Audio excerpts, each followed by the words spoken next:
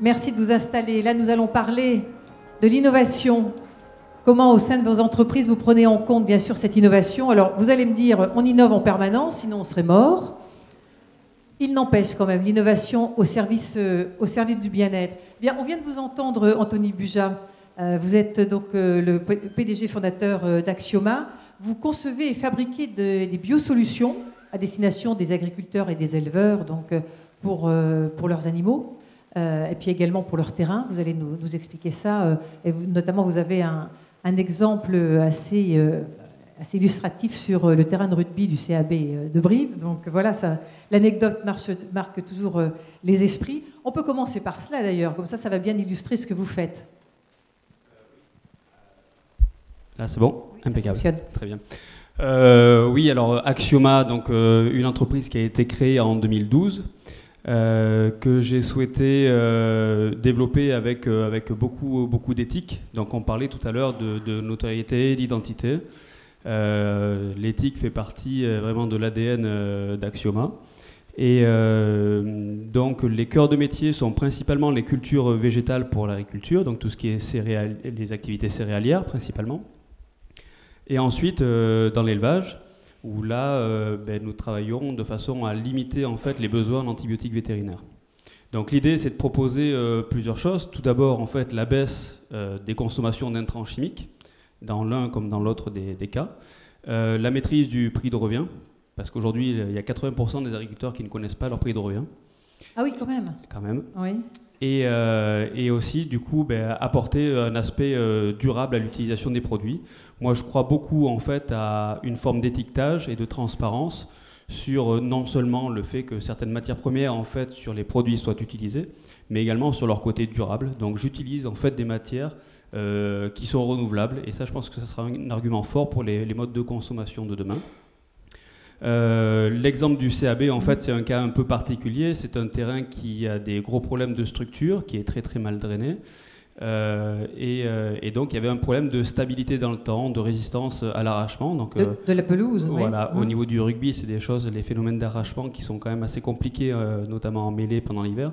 Donc l'idée en fait était d'améliorer tout ce qui est biomasse racinaire, résistance à l'arrachement, et l'utilisation en fait de nos produits a permis en fait ce type de propriété en mettant en parallèle une baisse des intrants. Donc ça veut dire que ça coûte moins cher pour un résultat meilleur, là? Alors ça coûte moins cher, on parle toujours en économie d'échelle, puisque oui. L'intérêt, c'est aussi de voir qu'on a des salariés ou des employés qui sont moins exposés à l'usage de certaines molécules chimiques.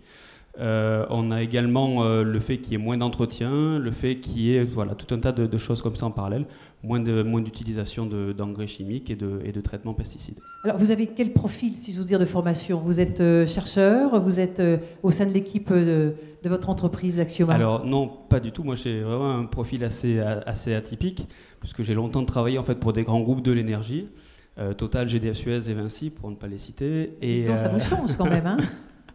Et en 2000, j'ai commencé à entreprendre en fait en 2010 avec une entreprise qui faisait de la construction métallique, et puis au fur et à mesure en fait j'ai créé plusieurs entreprises, et aujourd'hui je suis même investisseur aussi pour des projets de start-up. Et vous avez aussi l'écoute des gouvernements, en tout cas du gouvernement français, c'est-à-dire que vous allez avoir un rendez-vous, vous allez défendre quoi à la fin du mois? Ça c'est le propre aussi un petit peu du lobby en fait, de chaque entreprise. On a aussi notre voix à faire entendre un petit peu, à la fois au sommet de l'État, mais aussi dans les administrations locales et régionales. Aujourd'hui, nous, ce qu'on rencontre, c'est vraiment des principales difficultés sont au niveau de la distribution. En début de semaine, il y avait un forum sur l'agroalimentaire en fait, à Bordeaux. On entend souvent parler de transparence, de choix du consommateur, etc., de la part de grands groupes. La seule question qui se pose aujourd'hui, en fait, c'est est-ce que le consommateur a accès à toutes les informations nécessaires au juste choix? Ça, c'est pas encore gagné. Et puis, si on va un petit peu plus loin, en fait, dans l'échelle des valeurs, c'est est-ce que l'agriculteur, qui aujourd'hui sur 100 euros de production, va récupérer uniquement 6 euros en fait pour lui. Donc il touche 6% de la valeur ajoutée d'un produit agroalimentaire. Donc on a aussi cette répartition qui n'est pas transparente. Donc nous aujourd'hui, ce qu'on va mettre en avant au niveau de l'Élysée à la fin du mois, c'est une réunion justement pour expliquer qu'aujourd'hui, produire en fait avec un minimum de pesticides et d'engrais chimiques, c'est réalisable. La seule problématique qu'on rencontre, c'est des acteurs aujourd'hui qui sont déjà en place, qui sont très motivés en fait pour nous racheter, mais qui ne sont pas motivés en fait pour faire évoluer le modèle, ou pas suffisamment du moins. On est bien sur cette notion de bien-être toujours et d'innovation. Pour vous, justement, le bien-être, c'est un spectre très large. C'est à la fois le producteur, le consommateur, c'est tout ce qui tourne autour, et c'est de cela dont il faut prendre bien conscience. Complètement, mais nous, comme je vous disais tout à l'heure, c'est réellement une partie importante en fait, de l'ADN de l'entreprise. C'est ma façon d'entreprendre, donc j'essaie vraiment de la faire vraiment un petit peu rayonner en fait, au niveau de mes salariés. Mais les salariés le font également avec nos clients, et donc tout ça, c'est vraiment, on a beaucoup à gagner en fait, que ce soit au niveau des entreprises qui vont proposer ce type de solutions, de biosolutions, à la fois pour les agriculteurs, parce qu'aujourd'hui les agriculteurs n'ont pas suffisamment de choix. On a des plateformes internet qui commencent à sortir pour que des agriculteurs puissent acheter leurs matières premières, leurs semences, leur matériel directement en ligne, plutôt que de passer par des distributeurs ou des coopératives. Donc il y a ce besoin aussi d'aller chercher du choix, d'aller chercher de l'information. Et enfin, pour le consommateur, moi, l'aventure Axioma, je me suis lancé dedans au départ, c'était à la naissance de mon premier fils. Parce que c'est vrai que, sans parler de faire que du tout bio, mais on se pose vraiment la question de savoir qu'est-ce qu'il y a derrière en fait, les packaging, derrière les ingrédients. Et tout ce qu'on a vu donc lors de la première table ronde. Elles vous ont rassuré, ces entreprises d'ailleurs, de la première table ronde? Oui, non, mais complètement, parce qu'aujourd'hui c'est vrai qu'on a on a quand même des informations quand on travaille en fait dans ce secteur de l'agroalimentaire. Comme je vous le disais tout à l'heure, nous on a déjà eu plusieurs propositions de rachat, alors que jusqu'à présent on n'a pas souhaité en fait engager de mode de distribution. La distribution réelle commencera qu'à partir de 2018. Et on a créé Axioma en fait en 2012. Donc on a eu ce besoin de rester indépendant. Pour cela, on a levé des fonds. Au lieu de lever des fonds avec du financement traditionnel, en fait, avec des fonds d'investissement qu'on a déjà rencontrés à plusieurs reprises, on a décidé en fait de passer par une méthode de financement participatif. On a fait une des plus belles levées en fait de financement participatif, puisqu'on a dépassé le cap des 500 000 euros. Et du coup, tout ça, c'est ce qui nous donne en fait des outils et puis un petit peu de grain à moudre aussi pour dire on tient le bon bout, il faut continuer. Et une légitimité aussi grâce à cette démarche. Complètement, oui. Active Inside, vous êtes où? Pardonnez-moi. Bonjour à vous, David. David Godou, vous venez donc de la Gironde, vous êtes une jeune entreprise innovante. Active Inside, vous êtes dans le secteur de la nutrition et du bien-être, vous aussi. Vous êtes 22 personnes maintenant, vous avez été 3 créateurs, notamment en recherche et développement, et vous êtes de l'extraction végétale, un univers concurrentiel. Oui, c'est un univers, alors, je ne sais pas si vous m'entendez. On vous entend bien. Oui, c'est un univers qui est très concurrentiel. En fait, la plupart de nos concurrents sont plutôt étrangers, donc on va les retrouver en Asie, en Chine, en Inde, également en Amérique du Nord. En fait, nous on s'est spécialisé sur 2 matières premières, essentiellement, le raisin et le safran. Alors, le raisin pour des raisons tout simples, puisqu'en fait, dans la région, bien sûr, on en a un petit peu. Sachant qu'en fait, on utilise du raisin qui va venir que de France, même si c'est pas que, je dirais, sur la région de Bordeaux. On va en trouver bien sûr en Champagne et puis également dans le sud-est. La particularité en fait que l'on a chez Active Inside, c'est en termes d'innovation. Alors, pour nous, l'innovation, c'est vraiment, ça fait partie de l'ADN de l'entreprise, puisque 20% de notre chiffre d'affaires est investi en R&D, avec 3 volets. Le premier concerne en fait tout ce qui est méthode d'extraction, donc avec des technologies innovantes, plus également la caractérisation. Le choix aussi des matières premières est un élément essentiel, puisque par exemple à partir du raisin, on peut obtenir facilement une centaine de différents produits, donc c'est avec des activités différentes, qui est le deuxième volet pour nous essentiel, à savoir l'objectivation. Alors l'objectivation, ça passe notamment par des tests que l'on dit in vitro, donc précliniques, mais également cliniques, et c'est en ce sens-là aussi que l'on travaille beaucoup aussi avec le CHU de Bordeaux par exemple, ou des universités à l'étranger. Et cette innovation, elle est donc nécessaire parce qu'en effet, quand vous dites avec un même extrait, avec un même produit, pardon, on peut faire 30 extraits différents. Oui. C'est-à-dire que là, en effet, c'est la qualité, la performance de celui qui va travailler dessus qui va faire la différence, alors. Alors en fait, ce qui va faire la différence, il y a deux choses. C'est déjà une bonne connaissance de la matière première. Par exemple, si vous allez dans Sauternes, vous pouvez obtenir un certain nombre de molécules que vous n'obtiendrez pas, par exemple, dans le nord de la France. Donc il faut avoir une connaissance assez fine, déjà au niveau analytique, mais également au niveau, je dirais, même culturel. Donc c'est des discussions avec, par exemple, les viticulteurs, ça peut être important. Oui, la manière dont eux, ils travaillent leur vigne. Exactement, voilà. On ne va pas du tout avoir le même type de profil. En l'occurrence, là, je pense à des polyphénols. Et sur cette matière première-là, on peut appliquer différents process. Et à partir de ces process-là, on va obtenir différentes qualités de produits qui eux-mêmes pourront avoir différentes activités. Pour un exemple très concret, on a travaillé sur un projet de recherche en neurosciences. Donc, on pense qu'effectivement, et on le voit au travers notamment d'études épidémiologiques, la prévention, notamment, donc là on rejoint aussi la notion de bien-être, est quelque chose qui est quand même fondamental. Ça coûte beaucoup moins cher que d'avoir je dirais plutôt des actes curatifs. En ce sens-là, la nutrition joue complètement son rôle, et notamment sur tout ce qui est déclin cognitif, normal lié à l'âge ou pathologique. En ce sens-là, effectivement, les polyphénols peuvent jouer un rôle. Donc on travaille donc avec des universitaires, je le disais, sur Bordeaux, mais également au Canada, et maintenant aussi en Grande-Bretagne, justement pour développer des actifs qui répondent à ce type de demande. Et c'est pour cette recherche que vous avez obtenu un prix en Suisse sur la mémoire. J'avais noté en effet mémoire avec du raisin et des baies du Canada. Vous avez pu développer un produit qui a été prouvé médicalement. Voilà, en fait, c'est un des projets fondateurs de l'entreprise, un produit qui s'appelle Mémophénol, pour lequel en fait on a investi en partenariat, parce qu'on est dans une démarche d'innovation ouverte, un peu plus de 5 millions d'euros. Et dans ce cadre-là, on a développé effectivement les actifs. Donc on a associé différents polyphénols, donc ces matières premières dont je parlais tout à l'heure, issues du raisin, mais également du bleuet, qui est une baie qui pousse en Amérique du Nord. Et sur cette base-là, nous avons pu faire des tests donc précliniques sur des modèles animaux, et également cliniques entre la France et le Canada. Donc vos raisins viennent de France. Enfin, on dit les raisins, c'est pas vraiment les raisins, ce sont les produits connexes du raisin. En fait, on travaille avec des coproduits issus de la transformation du vin. C'est-à-dire concrètement, lorsque vous faites du vin, vous allez avoir du marc, donc des pellicules et des pépins.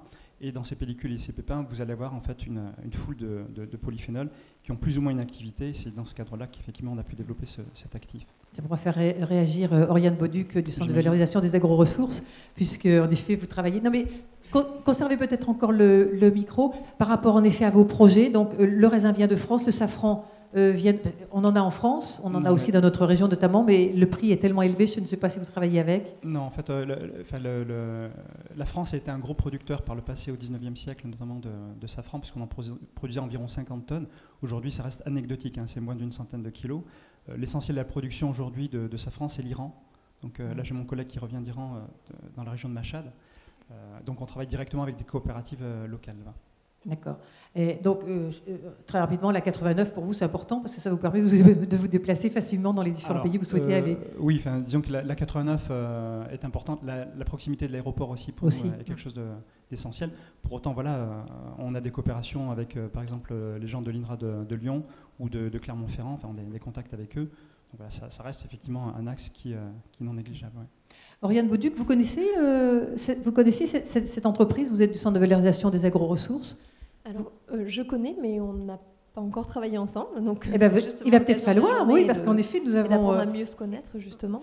Et vous travaillez notamment en matière de recherche sur les coproduits, qu'ils soient de bois, végétaux. Donc, en effet, le raisin dont parlait tout à l'heure Monsieur Godou concerne éventuellement vos activités. Vous êtes un centre de transfert technologique, donc vous venez en soutien aux entreprises. Mais c'est vrai que lorsqu'on voit le degré de recherche d'une telle entreprise, ils font du transfert de technologie, véritablement. Peut-être pour spécialiser, nous, on est un centre de transfert de technologie. Donc, notre vocation, c'est de venir, voilà, comme vous le dites, en soutien scientifique aux entreprises, avec notre spécialité, voilà, valorisation de coproduits pour différents domaines d'application, notamment la cosmétique.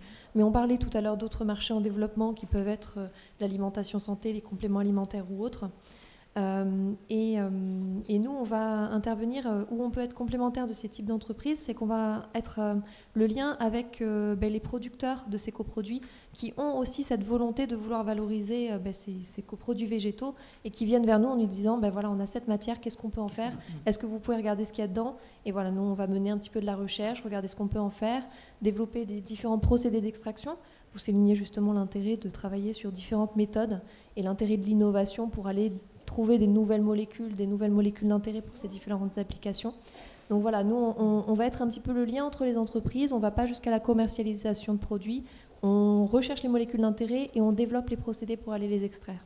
Alors, on voit bien que ça a évolué, parce que même dans le langage, ça a évolué. Ce que vous appelez coproduit, avant, on appelait Oui. déchets. C'est ça. Donc, déchets, ça avait une mauvaise consonance Oui. et on ne savait pas quoi en faire, on jetait, on laissait comme ça. Là, maintenant, véritablement, on travaille avec ces coproduits et on développe des produits innovants. Alors coproduit, il y a plein de définitions. Nous, les matières végétales sur lesquelles on s'intéresse, c'est des coproduits qui sont encore nobles. Donc, ça va être des matières végétales qui sont issues de la production de fruits, de légumes, ou comme vous le disiez, on a travaillé aussi sur des matières végétales issues du bois, donc qui sont peu transformées. Ça peut être aussi des matières végétales qui sont issues de premières transformations, comme typiquement tout à l'heure les raffineurs de fruits. Oui. Ça peut être des mares de fruits, des pelures de fruits. Après, on ne va pas aller sur des produits qui sont trop transformés ou qui vont être dégradés. Donc c'est ça ce que l'on va appeler des coproduits qui sont encore très riches en molécules d'intérêt, type polyphénol, on en parlait aussi. Et depuis combien de temps à peu près on a pris en compte en effet ces coproduits dans l'élaboration en effet de nouveaux produits et donc d'innovation? Alors, nous, le CVA, on est une structure qui est quand même relativement récente. On a, la création date de fin 2010, mais on a vraiment nos propres outils, notre propre outil et nos propres bâtiments depuis fin 2013. Mais ça existe depuis un peu plus longtemps. Mais c'est vrai que maintenant, c'est quelque chose qui se développe beaucoup. On entend beaucoup plus parler.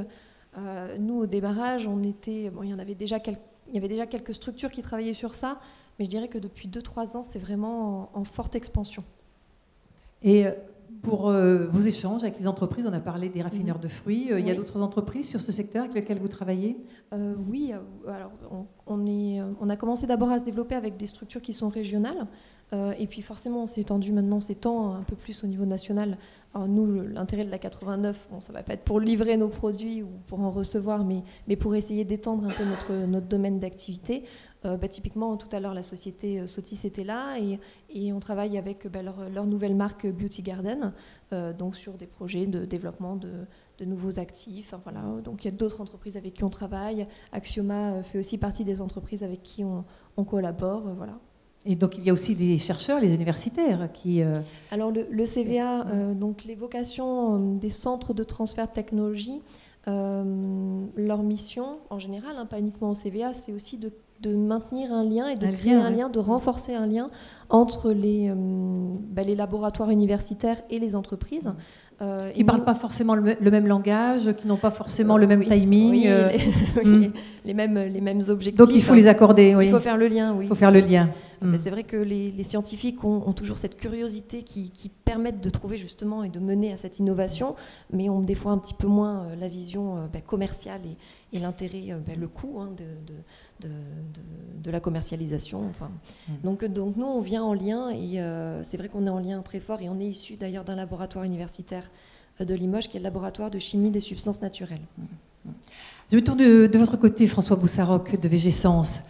Alors, vous êtes en plein dans le vegan, vous, VGSens, vous affichez directement la démarche que vous avez souhaité prendre, c'est-à-dire suivre ce courant. Alors, on pense que c'est au-delà d'une mode d'ailleurs, donc vous avez de bon espoir de pouvoir développer vos produits. Vous êtes installé à Saint-Viance, en Corrèze, et donc vous travaillez autour des fruits, des graines, de ce type de produits, donc sans bien sûr apport pas végétal mais animal, de tout type que ce soit. L'idée vous est venue comment? On vous a dit, on parle que de ça, là on peut faire des sous et donc ça va marcher. Il faut appuyer peut-être sur le bouton. Voilà, oui. L'idée, elle est venue de 3 facteurs. Déjà, un facteur familial, c'est l'un de mes fils, lorsque souvent, c'est une tradition, quand un de nos enfants fête son anniversaire, à la fin de l'anniversaire, on distribue une poche de bonbons. Et quand on est ingénieur agro et qu'on distribue des fraises tagada et des carambars, pour ne pas citer de marque, parfois on a un peu de scrupules. Il y a aussi le fait que toute l'évolution de la recherche médicale sur le microbiote intestinal, toutes les découvertes qui sont faites depuis l'avènement de la génomique au début des années 2000, et ça fait prendre conscience de pas mal de choses, de liens entre le côté nutritionnel et le côté santé, et également le développement des recherches en nutrition. Donc en fait, l'effet croisé du développement des recherches en nutrition et du développement des recherches sur le fonctionnement du microbiote intestinal, ça permet ces deux facteurs-là permettent des sources d'innovation. Et c'est sur ces deux voies-là qu'on est axé sur recherche, et aussi pour donner de bons entre guillemets, bonbons sans sucre à nos enfants. Alors, il faut préciser que votre épouse est pharmacienne, donc elle vous épaule également. Et vous avez finalement eu un petit peu la même démarche qu'Anthony Buja tout à l'heure, qui, en regardant son fils, se disait, bon sang, qu'est-ce qu'on lui donne à manger? Donc ça, c'est des éléments à prendre en compte pour les futures créations d'entreprises aussi. On voit bien que les jeunes pères sont maintenant très intéressés par ce... Oui. Je pense aussi que c'est une démarche générale. Depuis 15 ans, peut-être plus, ça a peut-être plus d'écho dans les milieux urbains que dans les milieux ruraux. Mais depuis 15 ans, ceux qui ne connaissent pas l'agriculture, ils ont compris que les vaches, elles ne mangeaient pas uniquement de l'herbe, elles mangeaient également leurs congénères. Que même d'un point de vue médical, on a entendu toutes les affaires, approchez bien le micro, etc. Du coup, on se trouve, et en plus, il y a Internet, tous les réseaux sociaux qui sont arrivés par-dessus, ou en même temps. Ce qui fait que le consommateur averti se demande ce qu'il mange et de quelle façon il est soigné. Donc une sorte de discrédit général. Et Internet fait qu'on a de plus en plus à la fois un lien communautaire, notamment chez les jeunes, qui fait qu'on assiste vraiment aujourd'hui, je trouve qu'en France, on y assiste de plus en plus depuis ce début d'année, à une forte évolution de la façon de consommer. C'est ce que disait Laurent Marty, je crois, une autre personne tout à l'heure, où les gens, et notamment par exemple ceux qui vont dans les circuits bio, ils s'intéressent au bio, c'est impréalable, mais à la façon dont c'est produit, à la façon quand vous allez voir un magasin, le responsable de magasin bio, il se renseigne bien pour savoir si le bio, c'est pas une conversion de dernière minute pour se faire de l'argent, mais si c'est une vraie valeur du chef d'entreprise. Une vraie démarche, ouais. On est vraiment, et même leurs clients leur posent la question. Et quand on a fait également, ça fait 2 ans que l'entreprise est créée, on a fait de la recherche pendant 1 an et demi, puis on a mis les produits en test dans des magasins régionaux, notamment à Elancia, dans des salles de sport également, et on s'aperçoit de toute cette évolution. Et on s'aperçoit aussi que les gens sont de plus en plus au courant de la nutrition. Notamment, je sais pas, des bodybuilders qui me posaient la question, est-ce que la pomme dans vos produits, est-ce que la pomme elle est rouge ou est-ce qu'elle est verte? Alors moi j'ai cité la pomme rouge, parce que souvent les pommes rouges, d'un point de vue nutritionnel, c'est mieux. Mais en fait, les pommes vertes, le sucre il diffuse encore plus lentement. Et donc on a beau s'y connaître en nutrition, même avec des clients avertis, on apprend plein de choses. Et c'est toute cette évolution qui fait que les gens aujourd'hui, c'est le cas de nos produits, ont une liste d'ingrédients la plus courte possible. Ils ne veulent plus voir d'édulcorants. Oui. Donc, qu'est-ce qu'on voit sur vos étiquettes, vous, de bonbons, en effet, de gourmandises déshydratées à base de produits Nous, on fait donc des bonbons, des encassins, je veux dire, parce que bonbons, parfois, c'est une connotation sucrée, des encassins qui sont on ne peut plus dans les tendances du moment, c'est-à-dire qu'ils sont 100% fruits, bio, sans sucre, naturellement riches en fibres, très pauvres en sel, pauvres en matières grasses. Et je crois que j'en ai oublié. Et même dans les tendances, c'est peut-être plus parisienne que Brévis, c'est raw food, alimentation crue et vegan. Voilà. C'est-à-dire que c'est des produits qui sont fabriqués à base, tout le processus de fabrication est fait pour préserver les caractéristiques physico-chimiques de la matière première. Parce que c'est ce qui fait que c'est les qualités c'est-à-dire qu'on travaille sur des matières nobles, et c'est la qualité de la matière première qui fait qu'on déshydrate à basse température, qui fait qu'en déshydratant, toute la matière reste agglomérée. Et c'est tout le problème qu'on peut avoir, par exemple, dans des compotes d'aujourd'hui, où les compotes sont ultra chauffées et il n'y a plus forcément grand-chose dedans. Grand-chose dedans au niveau nutritif. Et le fait de les traiter à basse température, ça permet également de préserver au maximum les nutriments qu'il y a dans les produits. Alors, pas tout ça, parce que ça ferait beaucoup, mais est-ce que vous le précisez sur vos étiquettes, que vous chauffez à basse température? Oui. Parce que ça, les clients l'attendent, le demandent. Je ne sais pas, dans vos clients, puisque chez Elancia, vous avez ces produits, on vous a fait ce genre de remarques, on vous dit ce qu'on attend finalement sur les produits que vous vendez et pourquoi ils achètent ceux dont on vient de parler.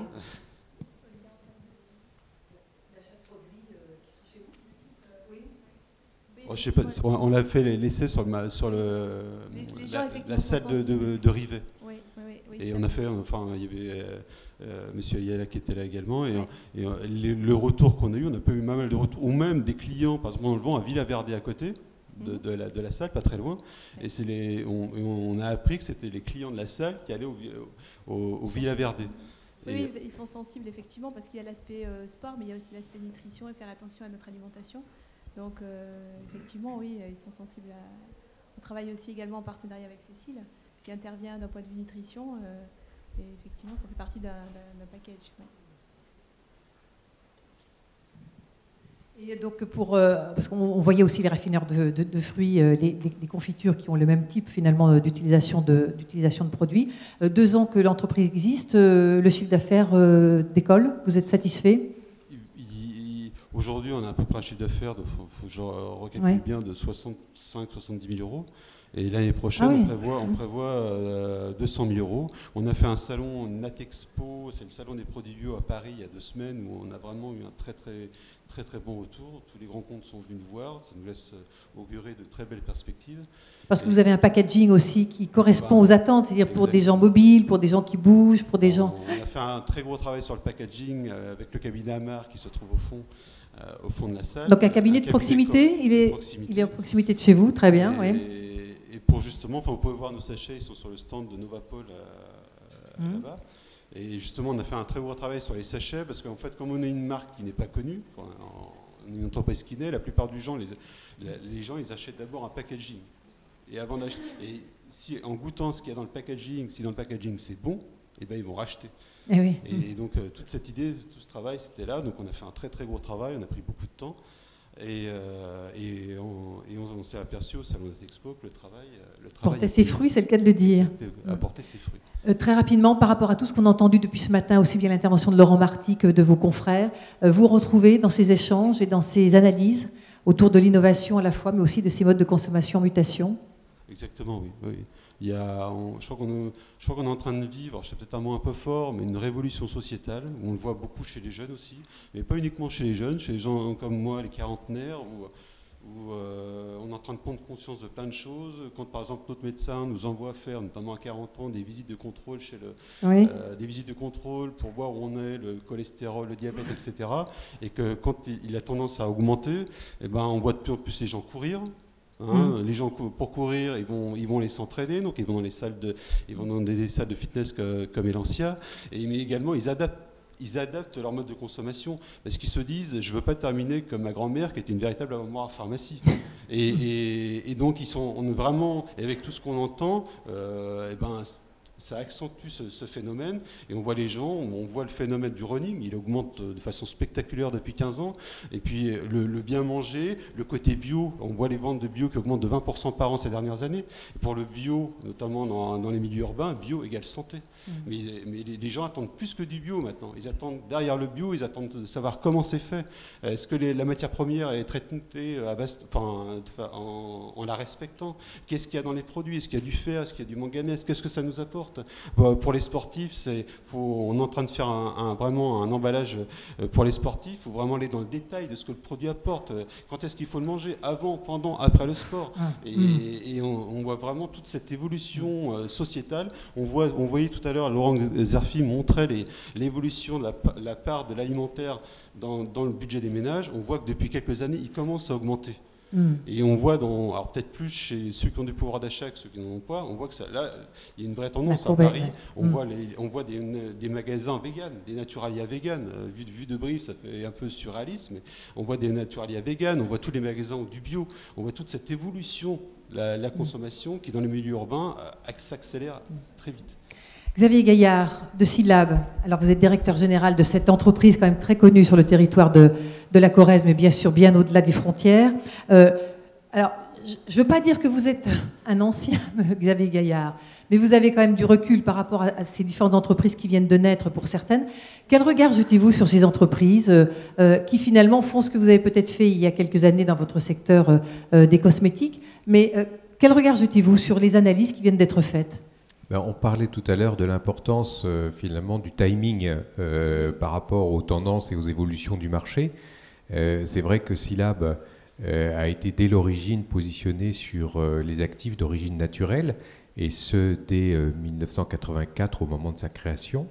avait subi d'ailleurs à l'époque le changement entre les produits d'origine animale et les produits d'origine végétale, puisqu'on a été une des premières entreprises en France à proposer une alternative crédible aux produits d'origine animale en les transformant par des produits d'origine végétale pour les actifs cosmétiques. Et donc cette anticipation, hein, on expliquait l'importance de l'anticipation, nous a permis d'être finalement très en amont des tendances qu'aujourd'hui on rencontre, on constate tous, qui est le retour et la demande croissante pour des produits d'origine naturelle. Et cette anticipation a forcément contribué au bon positionnement de l'entreprise et à son développement.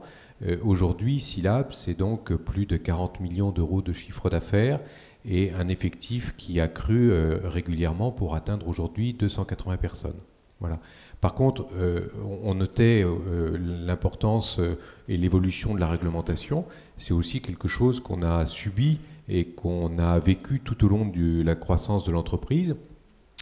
Aujourd'hui, effectivement, c'est beaucoup plus long pour développer un nouveau produit, pour le mettre sur le marché, parce qu'il faut tenir compte de toute cette réglementation qui est importante, qu'on assume, qui n'est pas forcément quelque chose de mauvais en soi, mais qui constitue finalement un ensemble de règles et de barrières à l'entrée qui rendent probablement la vie plus difficile à des jeunes entreprises qui démarrent et qui doivent d'entrée de jeu respecter ces nouvelles règles qui s'imposent à elles de la même façon qu'elles s'imposent à nous. Mais c'est plus facile pour une entreprise comme la nôtre probablement de les intégrer plutôt qu'une entreprise en phase de démarrage. Vos axes de développement chez SYLAB, c'est l'innovation, là on est en plein dans le sujet, l'internationalisation aussi. L'innovation, c'est au quotidien pour vous, j'imagine. Oui, notre président, M. Poffic, qui est le fondateur de l'entreprise, nous le dit et le répète, c'est innover, innover, innover constamment. Ça se traduit par la part importante qu'on consacre à la recherche-développement. 20% du chiffre d'affaires investi en R&D, donc c'est des ratios effectivement qui sont des ratios très élevés. C'est un tiers de l'effectif, donc sur un effectif de 280 personnes, c'est plus de 90, presque 95 personnes qui aujourd'hui travaillent dans la partie recherche-développement. C'est pas anodin dans une entreprise de cette taille, si vous voulez, de consacrer autant en recherche-développement. Et c'est pour autant complètement indispensable pour renouveler constamment notre gamme de produits, mettre sur le marché des produits qui répondent aux tendances et aux attentes de nos clients, surprendre nos clients, parce qu'on est en amont finalement de ces tendances exprimées par les clients, les surprendre avec les dernières nouveautés issues aussi de la recherche scientifique. Et c'est tout ça, si vous voulez, qui finalement se capitalise pour nous permettre d'innover et d'innover constamment. Donc c'est un des axes de développement de l'entreprise. L'autre axe, c'est l'international. Et bien évidemment, une fois qu'une entreprise a trouvé son marché, il faut qu'elle aille porter le plus loin possible ses produits. Aujourd'hui, on atteint 60% de notre chiffre d'affaires réalisé à l'international. On veut monter ces pourcentages à 70%, sans bien sûr lâcher quoi que ce soit côté français. Et donc, nos produits se trouvent dans le monde entier. Et alors là, la problématique, c'est une problématique qui est intéressante, c'est effectivement de coller aux attentes de nos clients. Et nos clients n'ont pas les mêmes attentes, voilà, au Brésil, en Chine, aux États-Unis qu'en Europe. Finalement, dans les cosmétiques, il y a une problématique qui est assez constante, c'est l'anti-âge. On veut effectivement retarder le plus possible les effets de l'âge. Et les effets de l'âge ne se manifestent pas de la même façon lorsqu'on vit en Chine, lorsqu'on vit au Brésil ou lorsqu'on vit en Europe. Voilà. Et donc, il faut qu'on se propose des produits qui soient adaptés à ces nouveaux marchés.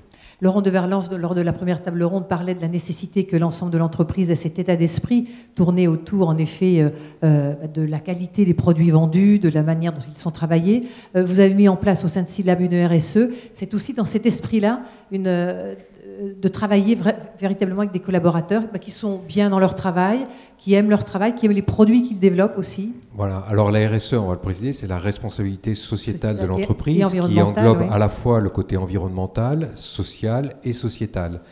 Et bien souvent, cette nouvelle dimension apparaît quand tout va bien, et c'est un peu la cerise sur le gâteau dont on s'occupe quand tout le reste va bien, qu'on a des bons ratios et qu'on dégage un résultat suffisant pour autofinancer la croissance. Mais en l'occurrence, je crois que ce qui est assez caractéristique chez SILAB, c'est que cet engagement en matière sociale, sociétale et environnementale, nous l'avons eu très tôt. Et si aujourd'hui l'entreprise est performante, c'est bien parce qu'elle a intégré ces valeurs dès le départ dans son mode de fonctionnement.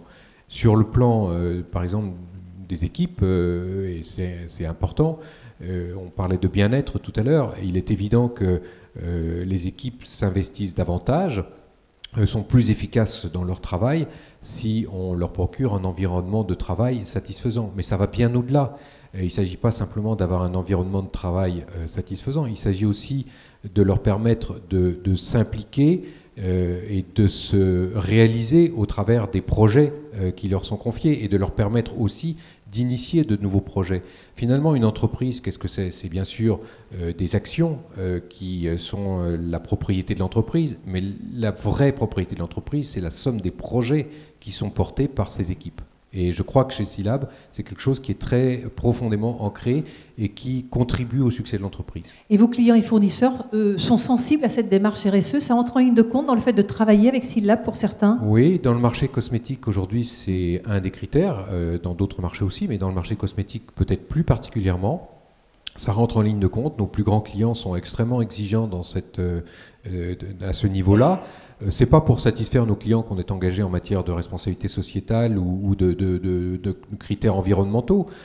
C'est parce que c'est une conviction profonde et cette conviction nous aide finalement à nouer cette confiance avec nos clients. Quand on développe des actifs d'origine naturelle, l'origine des produits, l'origine de la matière première avec laquelle on travaille est effectivement quelque chose de très important. On est très attaché à savoir d'où elle vient, à cette traçabilité et à savoir dans quelles conditions effectivement les produits sont cultivés ou cueillis et que cela se fasse sans impacter ou impacter de façon favorable les populations locales.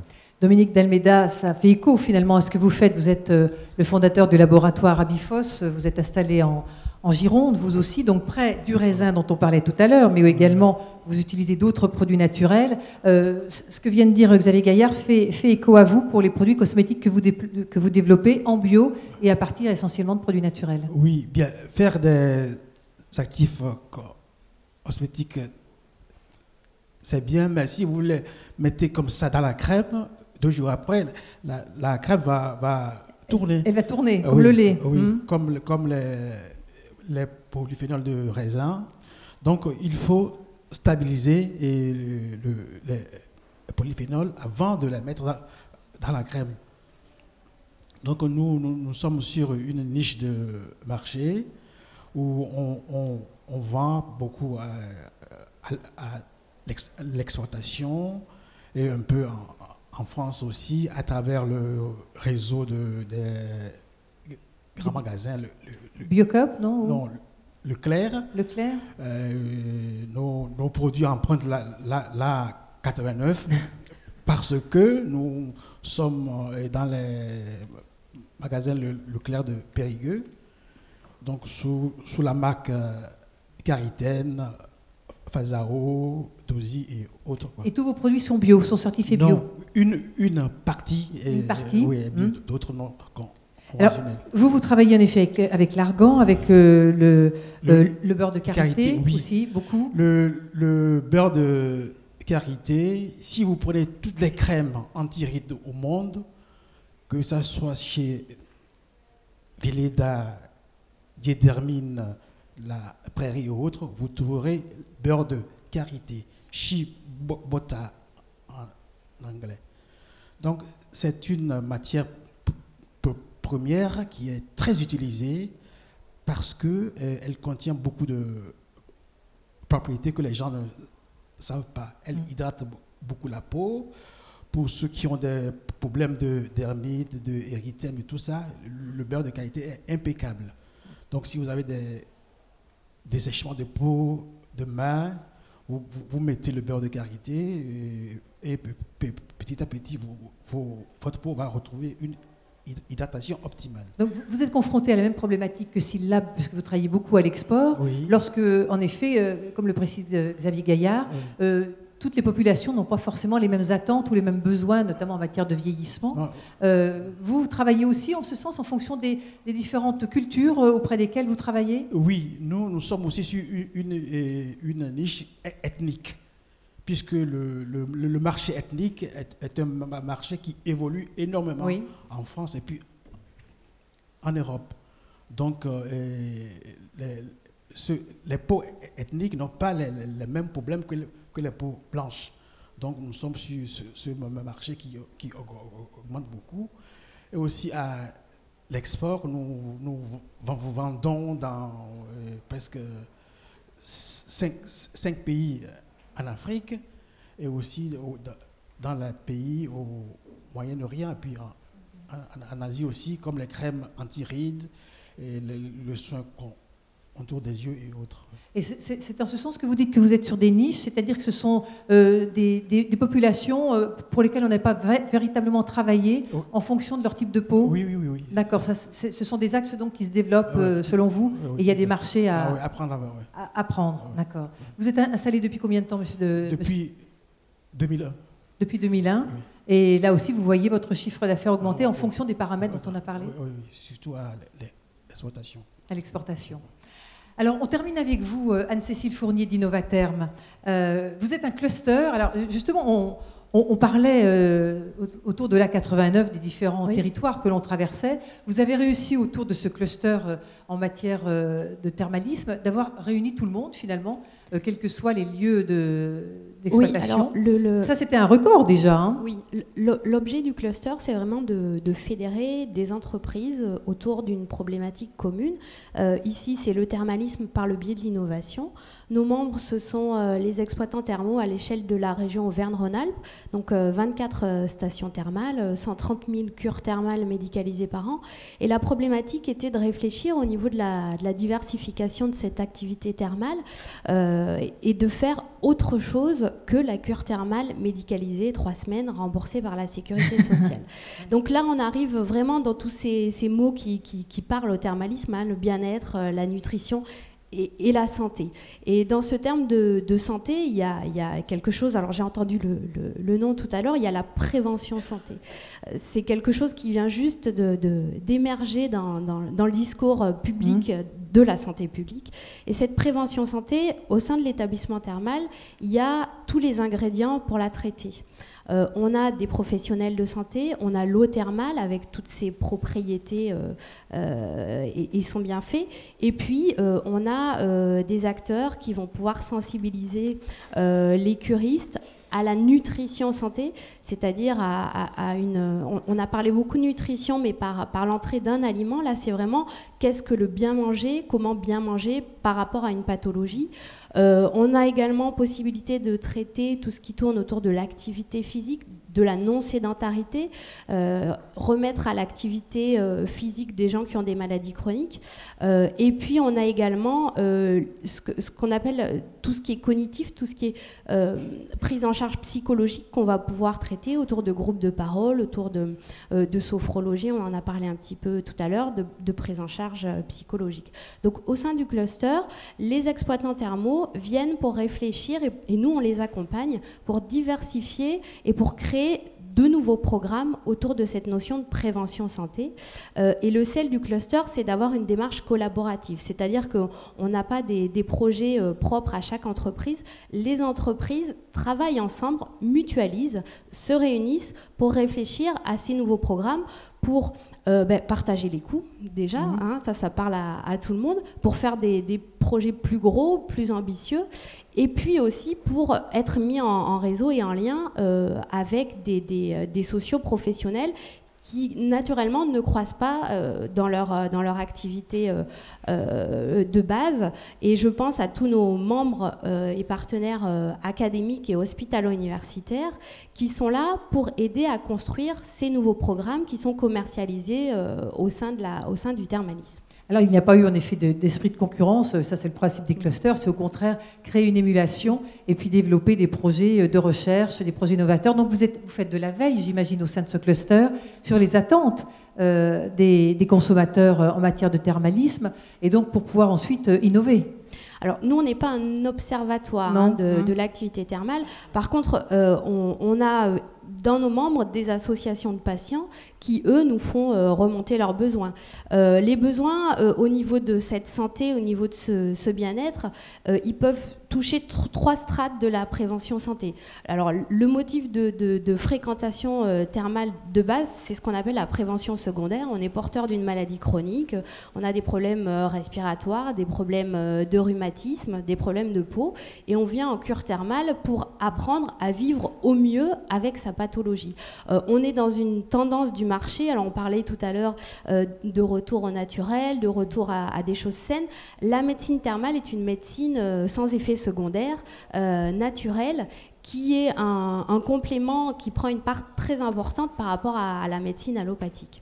Donc il y a cette prévention secondaire, mais il y a aussi la prévention primaire, c'est-à-dire toute avant d'être malade, pour ne pas tomber malade. Avant d'être malade, est-ce que dans mon vie, j'ai le bon mode de vie? Est-ce que je mange bien? Est-ce que je fais assez d'activité physique? Et est-ce que mon esprit est suffisamment nourri? Est-ce que je me sens bien? Et puis il y a la prévention tertiaire, où malheureusement, là, on a un accident de vie, on a une opération, on a un cancer, et ça aussi on peut le traiter au sein du thermalisme.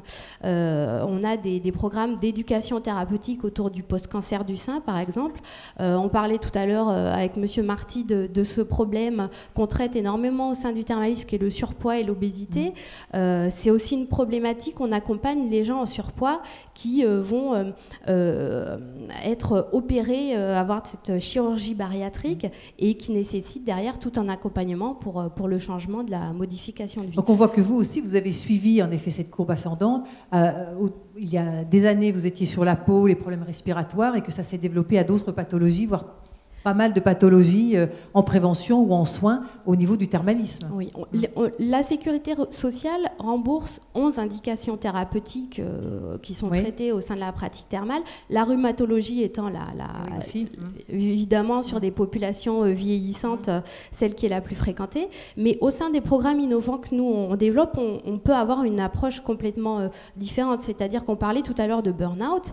On a en ce moment un programme de recherche, un essai clinique qui s'interroge sur le burn-out.